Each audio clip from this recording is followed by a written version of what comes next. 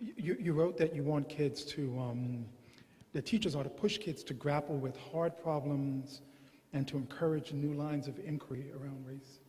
What did you mean by that?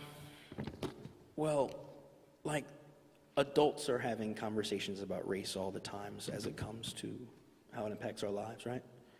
And sometimes, yet, we recycle the same conversations for our young people, right? Like, for example, right? We'll have a conversation with young people, and, it'll be like Booker T. Washington versus W.B. Du Bois, like some sort of debate, something, right?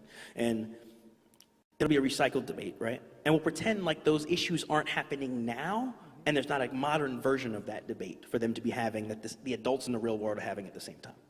And the example I use in the book is about like, I think the hard problem example maybe that I use in the book is like kids engaging. They were coming to me a few years ago when funding was really bad for schools, and and they're bringing in like toilet paper as school supplies, and like things are really rough. And they're coming to me like, what should we, why is it like this? It's one of those pop-up comments, like, why is it like this? And I could have a surface conversation about that, but then you have this conversation, like, well, how come some schools, do you think every school in the country has to bring in toilet paper as a school supply? Do you think reams of paper are normal school supplies for children to be bringing in? And we start having those conversations. And then what pushed it to a hard conversation, we started thinking about what would a suburban white person need to hear to support a fair funding formula? Like literally, what do they need to hear? And I have an example in the book about role-playing. We role-played that. We're like, the kids say, well, because it's fair. I'm like, well, my kids go to Lower Merion, so I'm cool. Well, my kids go to Cheltenham, I'm cool. Like, why do I have to pay more money for your kids? You're not my kids.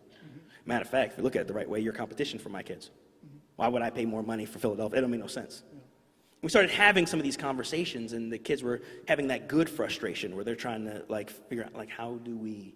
And I said, you know what? This is what the state assembly is grappling with right now. They're having the real conversation, not the recycled one from the curriculum. Does that make sense?